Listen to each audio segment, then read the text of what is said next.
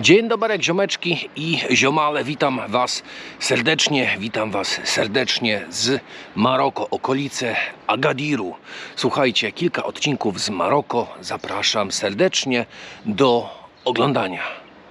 Zaczniemy od stolika dla VIP-ów z widokiem. Można sobie tutaj rano przynieść kawkę, zapalić szluga i podziwiać okolice właśnie tutaj bliskie Agadiru. Jakiś ziomek tam na dole widzę, się patrzy, długie włosy, jakiś rastafarianin czy coś. No miejsce jest znane z surfingu, bardzo dużo ludzi tutaj przyjeżdża na surfing, ale zobaczcie, no miejscówka, stolik VIP na szluga i kawę i obok 1,5 worka cementu, jakby ktoś potrzebował.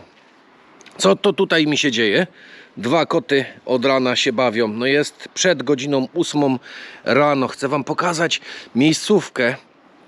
To jest oto miejscówka, w której będzie serwowane śniadanie, marokańskie śniadanie. Jestem ciekawy tego marokańskiego jedzenia. No dawać jakąś akcję tutaj dla widzów. Czarny kontra ten jasny. No dajcie mi chwilę, panowie. Czy panie, ja tędy przejdę, pokażę widzom miejscówkę śniadaniową. Tak oto to wygląda. Jak mówiłem, jestem bardzo ciekawy jedzenia marokańskiego. Szczególnie taginu. Ja jestem osobą, która jada bardzo dużo mięsa. Także nie mogę doczekać się taginu, nie mogę doczekać się hariry, czyli ich słynnej zupy.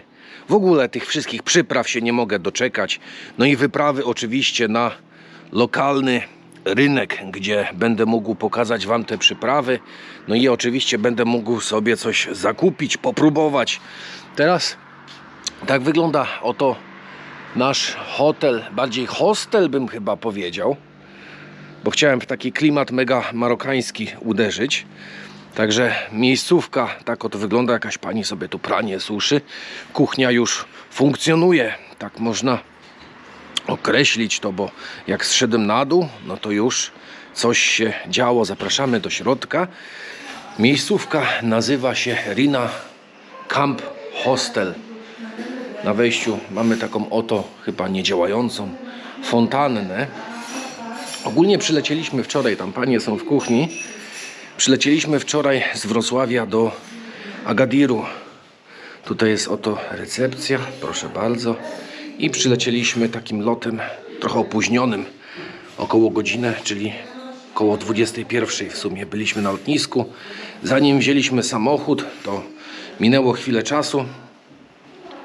No i przyjechaliśmy tutaj, już było późno, a mi się wczoraj nie chciało nagrywać tego całego dnia.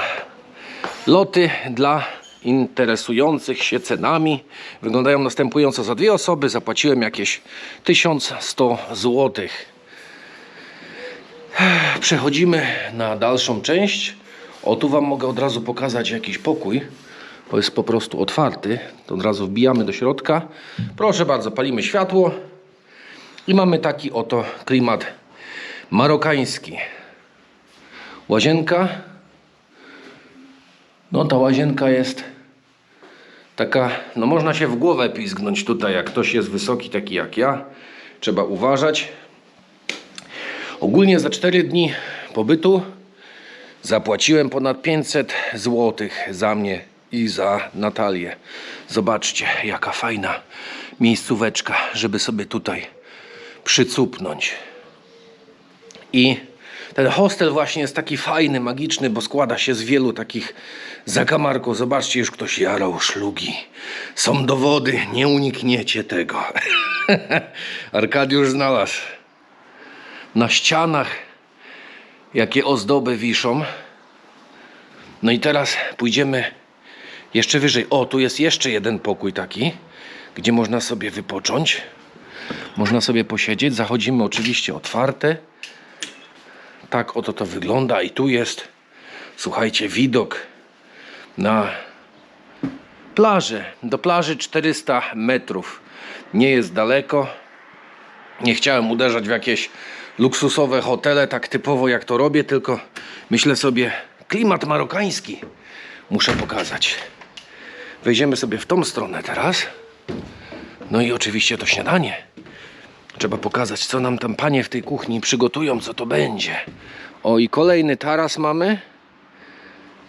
Wczoraj tutaj w rogu dwie panie siedziały. Widać znowu dowody, są szlugi najarane.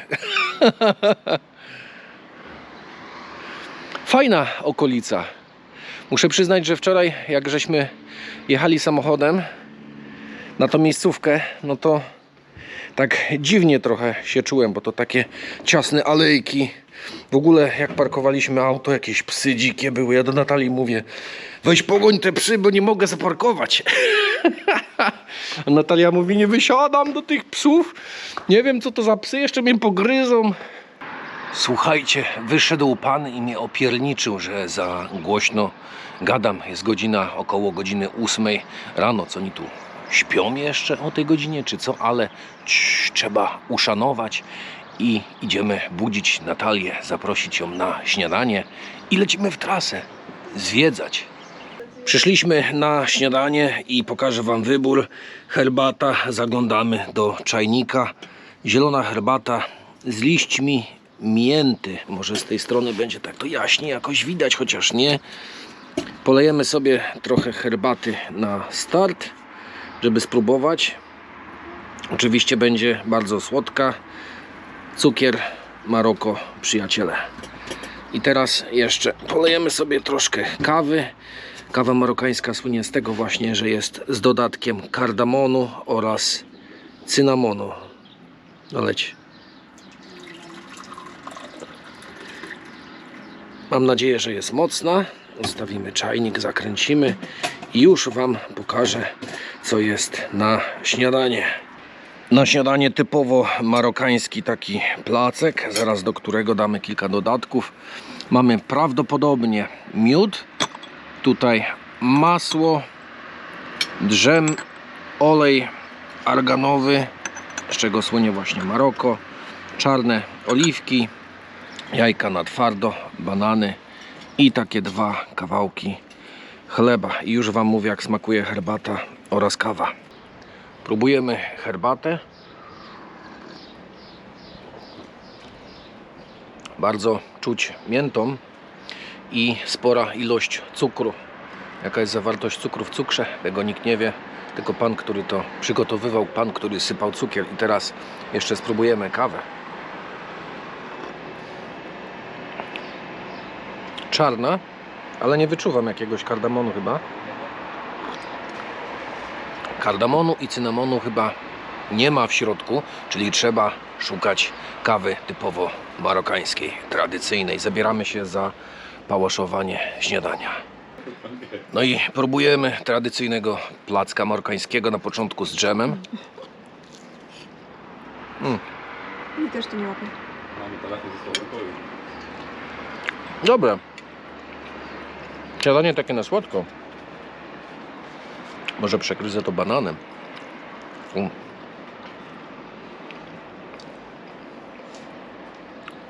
No, to jest banan właśnie. Ten placek marokański przypomina mi właśnie te naleśniki z Tajlandii. Roti w sumie.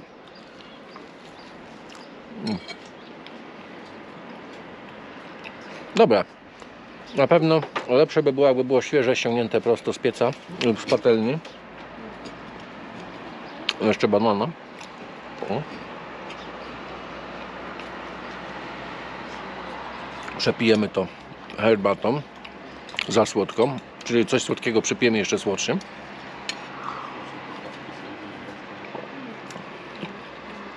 Zapomniałem okularów, zostawiłem w pokoju, ale będziemy jechać w trasę, to sobie zgarnę okulary i biorę laptopa, takie rzeczy ze sobą w razie co. Nie zostawiam na miejscu. Teraz spróbujemy bułkę z tym właśnie olejem jeszcze. Dobra, bardzo dobra. Tak wygląda nasza bryka tutaj. Jest to Dacia Sandero zatankowana do pełna. Teraz otworzymy sobie drzwi. Zatankowanie wczoraj kosztowało mnie jakieś $55, 206 zł, coś takiego. I to było około 40 litrów.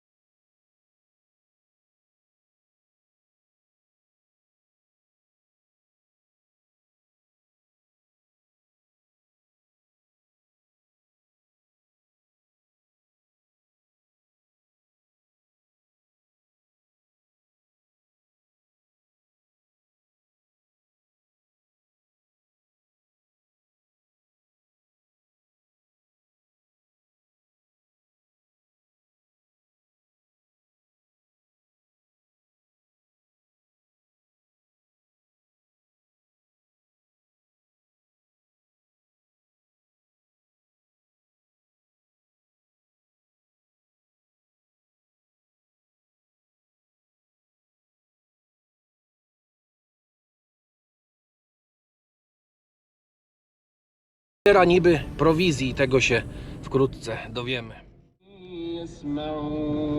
Nie wiem, czy to słychać, ale w radiu lokalnym lecą jakieś przeboje. Nie mówię w ich języku, ale podejrzewam, że jest na pewno to coś ciekawego. No, wprowadza to taki marokański klimat do tego wszystkiego, jak poruszamy się tędy. No i jazda po Maroku jest całkiem ciekawa. Wczoraj wieczorem tego doświadczyłem. Może trochę ściszę najpierw, bo tego wyjącego pana na razie trochę wystarczy. Wjeżdżamy na tą drogę i klimat jazdy jest dosyć ciekawy. Z każdej strony mogą sobie jeździć jak chcą, parkują sobie gdzie chcą, biznesy wystawiają na drogę gdzie chcą. Mało takich zasad jest, no ale na chwilę obecną jeszcze żadna policja nas nie zatrzymała odpukać w niemalowane. Teraz skręcamy w lewo na główną drogę. Kraj się rozbudowuje, dużo robót drogowych wszędzie. Zobaczcie, popularne kłady. W tym kraju wszędzie jeżdżą kładami. My też zamierzamy to zrobić. Być może jutro. Zobaczymy, jak to będzie jeszcze z pogodą. O, patrzcie, jaki mały szkrab zapierdziela tam. Nie wiem, czy go widać w oddali po lewej. Rowerkiem sobie zapierdziela. W dzień, jak dla mnie, w dzień jedzie się znacznie lepiej. Dużo tutaj motorów w sumie jest. Myślałem, że to będzie bardzo podobna jazda do Albanii. No jest troszeczkę, ale motorów tu jest znacznie więcej. Tak prezentuje się tutaj oto okolica. Ruch nie jest duży i powiem wam jeszcze o czymś, o czym nie wiedziałem w sumie, jak rezerwowałem tutaj pobyt. O tym, że trafiliśmy na święto, jedno z głównych świąt muzułmańskich, o którym opowiem troszeczkę później. Znaleźliśmy bankomat, poczta Maroko. No jest zamknięta, ale bankomat jest, to jest właśnie ważne, który daje hajs bez prowizji. Teoretycznie na rewolucji tak będzie w sumie prowizja, z tego względu, że jest weekend. Zobaczymy, czy nas tutaj uraczy gotówką ten bankomat. Oddawaj kartę i chyba gotówka jest gotóweczka. Już wam pokazuję, jak wygląda gotówka tutaj marokańska. Tak oto wygląda. Wypłaciłem 1000 dirhamów. Rozglądam się w okolicy, czy nikt nie chce tutaj mi ich zarypać.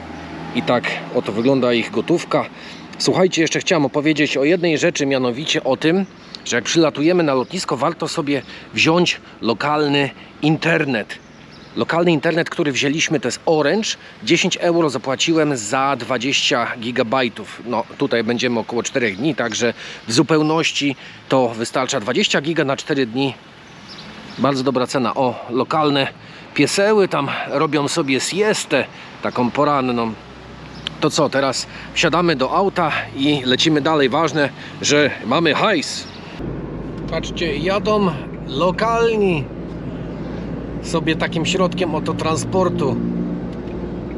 Też podobnie jak w Tajlandii. Luz, zero pasów bezpieczeństwa. Każdy jedzie na własną odpowiedzialność. I takie środki transportu tutaj też bywają. Gościu coś machał ręką, nie wiem, o co mu tam dokładnie chodziło, czy żebym zwolnił, czy nie chcę, żebym go nagrywał, ale już za późno. Jest pan na YouTubie. Jedziemy drogą, która prowadzi do Dakaru. 2300 km stąd jest, proszę państwa, Dakar. A wokół... Za 3 km. No właśnie. Zjedź w prawo. Akurat teraz. No właśnie, za 3 km zjedź w prawo. A tutaj wokół macie taką sawannę. Fajnie to wygląda. Fajnie się jedzie w ogóle. Mało samochodów jest na drodze. Nie zawiewa jakimś piachem, nie ma burzy piaskowej, nie ma tragedii. Można jechać do celu. Zostało, jak widać, 67 km. Nagrywam tak z ukrycia, bo pan tutaj przeprowadza te wszystkie owce przez ulicę. Ja się go pytam, czy mogę nagrać. On mówi tak, no nie bardzo. Pokazywał coś, machał łapą. Dotarliśmy na miejsce. Miejscówka nazywa się Legzira. Chciałem wam pokazać, zaraz przejdziemy przez tą furtkę i zobaczycie widok, ale najpierw zobaczycie, co jest tutaj. Bo tutaj śpi, medytuje koto. Co, turyści ci nie przeszkadzają w medytacji, w odpoczynku?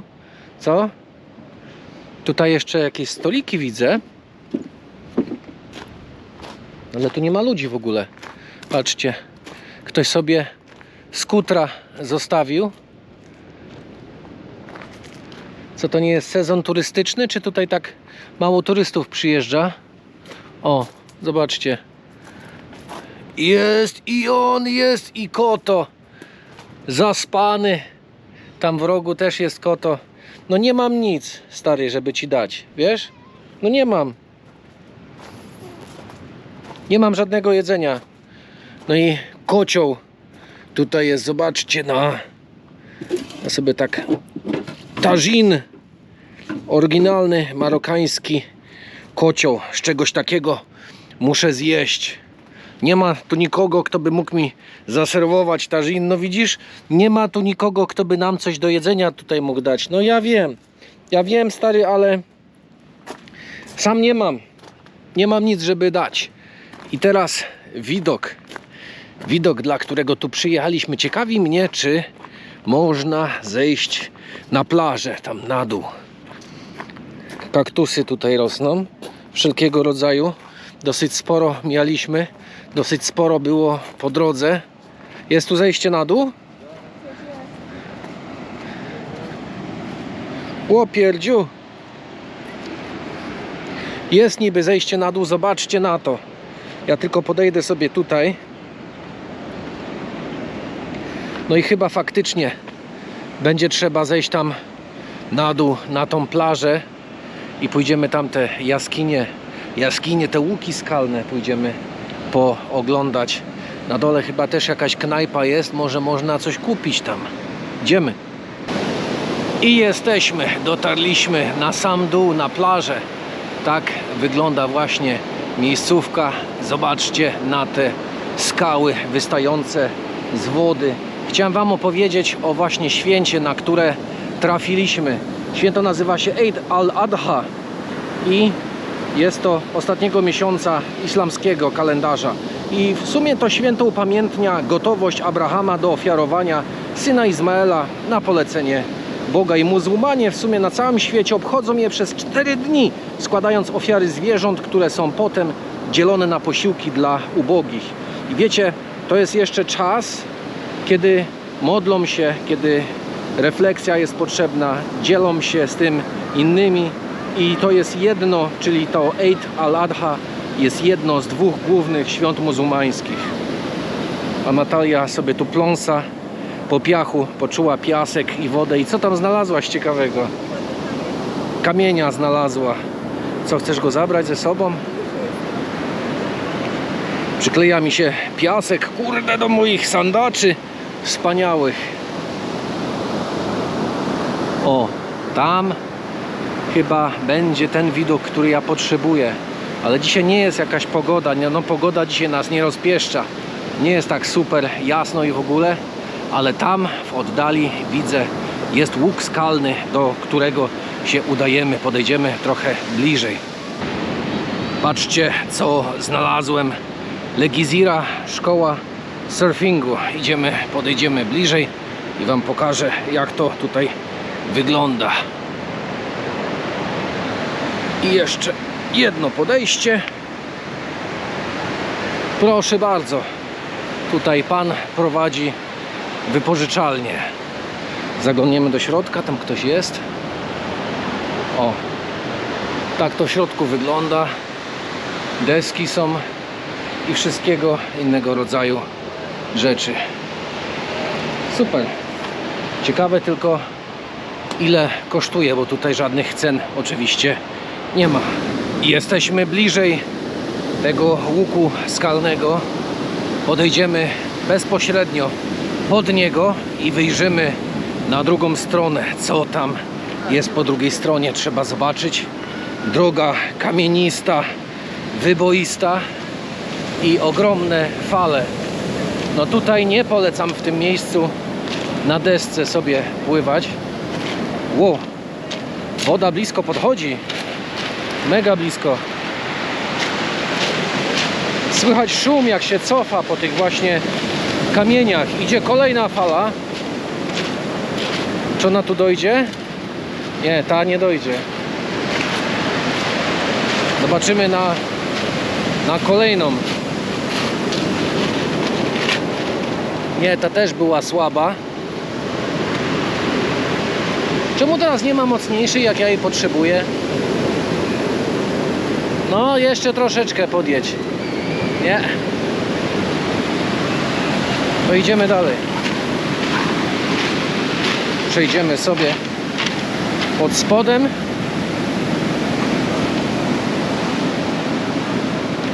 A, teraz? Nie. Też nie. Tu widzę, każdy sobie fotki strzela. Ogólnie jest nowa kamera DJI Action 5. Miałem ją zabrać ze sobą, no ale stwierdziłem, że jeszcze nie dopracowałem sobie, jak nią dokładnie nagrywać, i mikrofony do tego są. Do tego jest nowy dron, sprzęt specjalistyczny, i miałem powiedzieć wam o tym, że nie byłem w stanie wziąć drona ze sobą ze względu na to, że tutaj w Maroko właśnie są kontrole.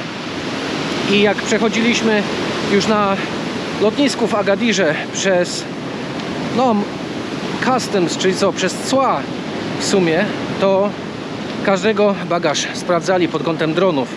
I był też właśnie plakat mówiący, że dronów nie można wwozić do Maroka, chyba że ktoś wcześniej właśnie wypełni taki kwestionariusz i zgłosi, że przywozi ze sobą drona. Na tej zasadzie to mniej więcej tutaj działa i funkcjonuje. Zaraz wam pokażę to od środka, jak to tutaj wygląda. A wygląda to tak. Nie ma tutaj jakiegoś super dobrego światła. Może podejdę jeszcze bliżej w tamtą stronę i to będzie jakoś lepiej oświetlone, nie?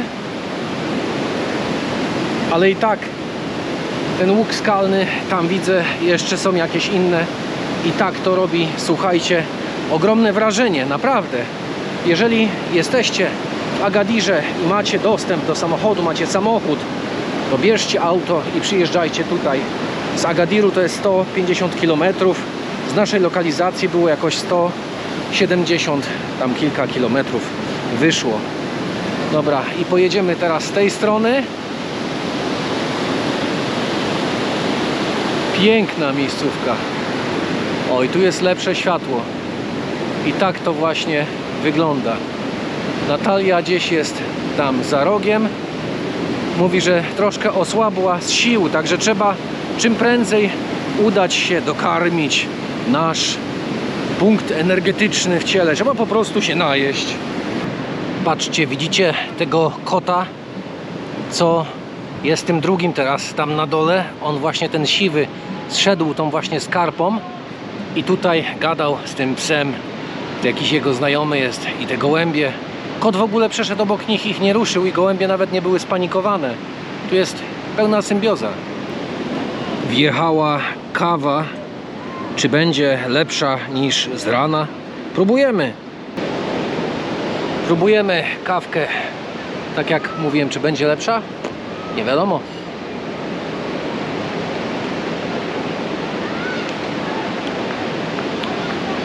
Bardzo w sumie podobna w smaku. A zamówiłem zwykłą czarną i do tego jeszcze wleciało co? Cukier, ale ja cukru tam już nie wrzucam. O, zdrowiej. Jest i on, jest i pieseł. No chodź, chodź, pogłaszczymy piesełka, chodź. Chodź, chodź, gdzie uciekasz, chłopaku? Gdzie uciekasz tutaj? Chodź, chodź, pogłaszczymy piesełka, chodź. Chodź, no chodź, tak, chodź tutaj. Ale ucieka. Boi się młody pieseł, tak. Na YouTubie będziesz, tak. Będziesz wielką gwiazdą. Piękny jesteś. Nagrywam psa, a tu koty na mnie się patrzą. Szczególnie ten tutaj pod butlą gazową. Zastanawia się, co on robi. Człowiek chodzi za tym psem i coś do niego mówi. A on tak z ukrycia patrzy jak taki reżyser. Nie udało się znaleźć jedzenia. W sensie jak byliśmy w knajpie i wzięliśmy sobie te 2 kawy i kolę, gościu robił jakieś jedzenie, ale mówił, że po prostu to jest dla jakiejś tam grupy i teraz z godzinę, półtora by potrwało, zanim my byśmy coś tam dostali, także mówi, że sorry, ale tym razem on odmówi. Pewnie jesteście ciekawi, ile wyszło za te 2 kawy i kolę. 12 zeta wyszło, także bardzo, ale to bardzo tanio. Mam przygotowanych całych 50 madów, w razie co, jakby nas miała policja zatrzymać na kontrolę, to więcej, panie władzo, nie ma. Kładziemy je tutaj i liczymy na to, że nie będą one nam potrzebne.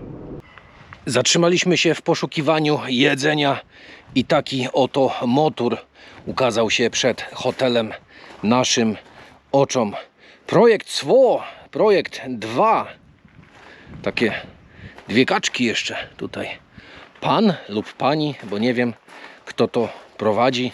Ten motor chyba, może nawet to jest jakaś para, albo 2 panów, bo na panią to może być ciężkie, chociaż nie obrażając pań, też sobie pewnie jakaś by dała radę z tym motorem. A tutaj pan taki gruby łańcuch zostawił. Idziemy szukać jedzenia. Chciałem pokazać wam, jak się prezentuje miejscówka, taka oaza w ukryciu przy drodze, którą jechaliśmy. Pan nam powiedział, że restauracja jest otwarta. Oczywiście zaraz przyniesie kartę dań. Zajrzymy tutaj jeszcze do środka. Pokażę wam, jak wygląda to w środku. Mam nadzieję, że oczywiście muzyka mnie nie złapie. Patrzcie, jaki piękny tu jest w ogóle wystrój. No jest to niby 3-gwiazdkowy hotel, ale to wszystko tutaj wygląda, jakby były 4 gwiazdki. Idzie pan właśnie z kartą i zaraz spojrzymy, co tam jest ciekawego w tej karcie. O, dziękuję. Muszę przyznać, że wybór mają spory, a miejsce nazywa się tak. Aftas Trip, dokładnie. Wybieramy i za chwilę wam to wszystko pokażę. Do picia wjechał Natalii koktajl taki właśnie owocowy, bez cukru, same świeże owoce. A dla mnie taka oto woda gazowana. Wlatuje moja w końcu woda gazowana ulubiona.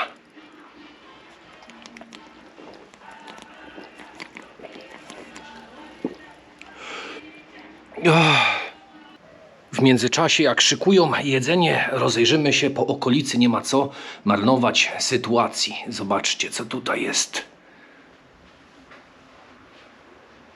Takie rzeczy można sobie zakupić. A to jest co? To jest chyba popielniczka. To jest taka właśnie zdobiona, bardzo ładna.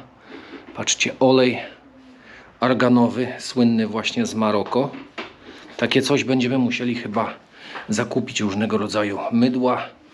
A to będzie chyba miód, z tego co mi się wydaje. Miel, tak, to będzie miód. I to jeszcze jest słynna taka.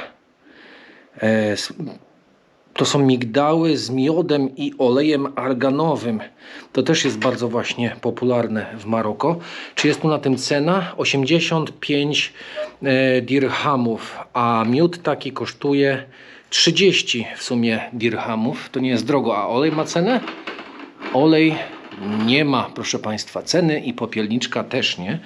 Ale za to jeszcze chciałem, tutaj jest taka półka w ogóle cała z tym, ale chciałem wam pokazać pokoje, jak tu wyglądają, i około 300 zł mniej więcej kosztuje tutaj pobyt za dobę, jakoś 200 tam parę złotych. Zobaczcie, wchodzimy, wszystko jest potwierane, podwójne łóżko i z tyłu bodaj, że jest prysznic, proszę bardzo, taka oto łazienka. Tam jeszcze jeden pokój jest chyba w tą stronę. Przejdziemy się tędy. Po cichu, po wielkiemu cichu. A raczej nie, bo tam panie sobie fotografują, robią zdjęcia. Tam ziomek siedzi na basenie, też mu nie będziemy przeszkadzać. Wybiorę się tutaj zaraz gdzieś, tutaj gdzieś po lewo, tędy przejdziemy. I tutaj mają jeszcze jeden chyba dostępny pokój, który można obejrzeć. Można sobie w ping-ponga nawet pograć. O, tutaj mają kolejny pokój. Zajrzymy sobie do środka. I proszę bardzo, tak oto wygląda kolejny pokój. Pokój szafirowy bym to nazwał. O, tu są jeszcze dwa kolejne łóżka i taka oto toaleta.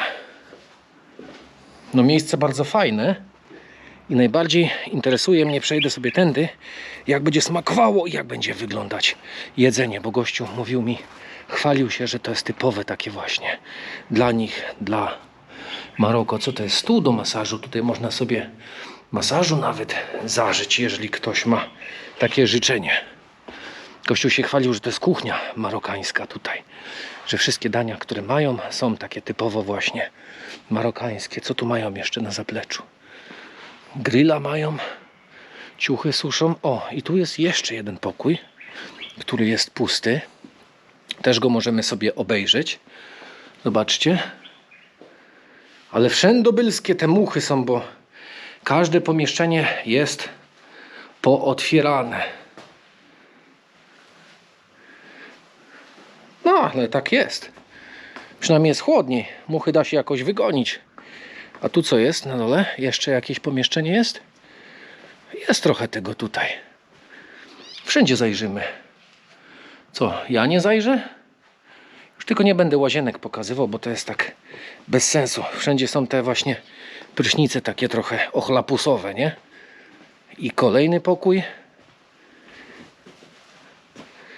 Te narzuty są właśnie fajne, takie kolorowe. W ogóle Maroko słynie z kolorów. To jest bardzo kolorowy kraj. I co, tutaj ktoś mieszka? Chyba nie. O, tu mają własną prywatną taką kanapę nadworną, gdzie można sobie spokojnie usiąść i posiedzieć wieczorkiem. Jak się wygoni te muchy na zewnątrz, to można posiedzieć z muchami na zewnętrznym. One wtedy przylatują, kładzie się cukier, nie no, żartuję. Ciekawe, ile czasu zajmie im przygotowanie naszego jedzenia. Wracamy i badamy temat dość pląsania po okolicy.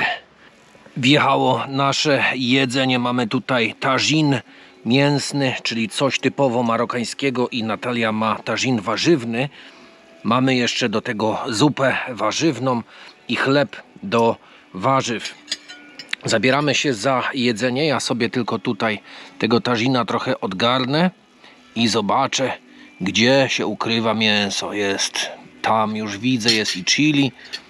Dobra, za chwilę zdam relację, jak to wszystko smakuje. Próbujemy pierwszy kęs, a bardziej siorb zupy warzywnej, bym tak to powiedział.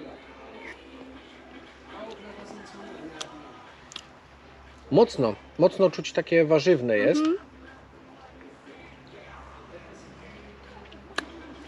Bardziej takie pieczone warzywa w tym czuć, ale dobre. Jeszcze przegryzę to kawałkiem chleba. Namaczam go w zupie.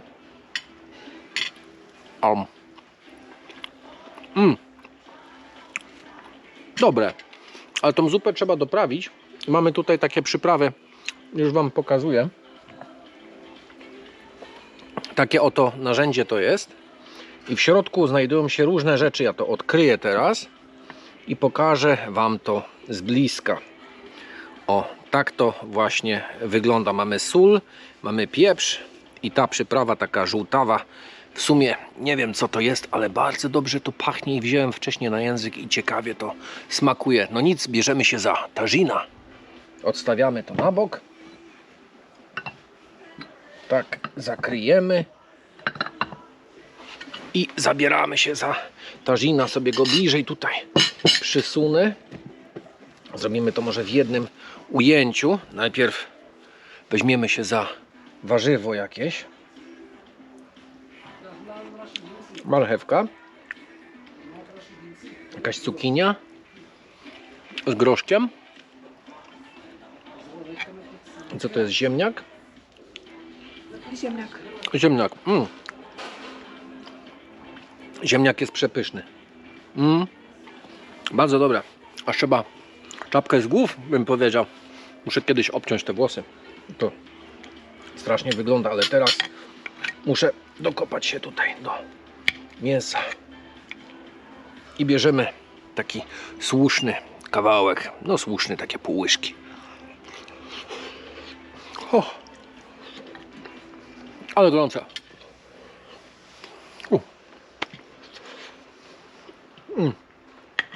Dobre.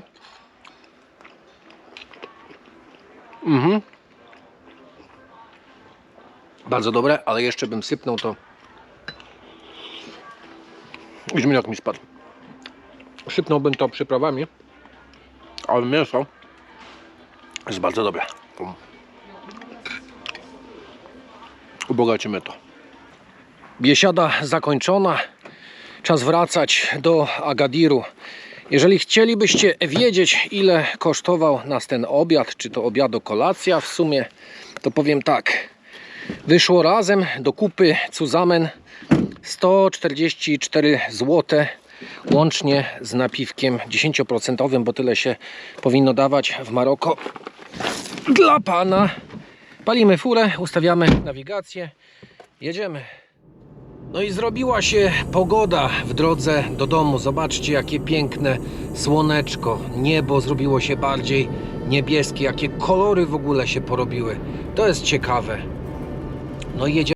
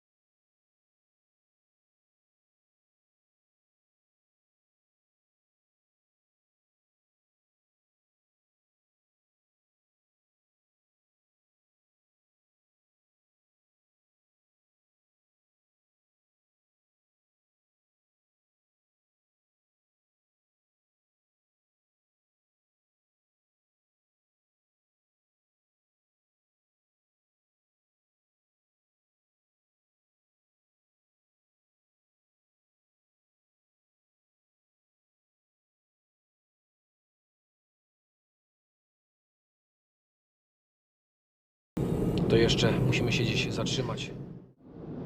I to jest autostrada, proszę Państwa, zobaczcie. 2 pasy w jedną, 2 pasy w drugą i po środku, no nic, tylko taki rowek na wodę jest. I co? Trzeba barierki? Trzeba na to marnować kupę pieniędzy? Nie trzeba, no bo po co? Lepsze wydatki można sobie znaleźć, nie? Patrzcie, co się dzieje. Ziomuś przegania tutaj owce przez ulicę, ale szybko im poszło. Bardzo dobrze wam poszło, chłopaki. Ten mnie tutaj znienacka zajechał. Jak ja filmuję. No tak, trzeba uważać. Zatrzymaliśmy się, żeby kupić arbuza i kupiliśmy 5 kilo, słuchajcie, arbuza. A wiecie, ile zapłaciliśmy? Za 5 kilo arbuza wyszło 16 zeta. Kochani, my już jesteśmy w hotelu. Za chwilę uzupełnimy sobie płyny wodą i jeszcze do tego arbuza wciśniemy dosyć spory kawałek. Mam nadzieję, że dzisiaj odcinek Wam się podobał i również zapraszam Was serdecznie na odcinki kolejne właśnie z Maroko i jutro kolejny interesujący dzień. Dziękuję za oglądanie raz jeszcze. Wszystkiego dobrego i ciao!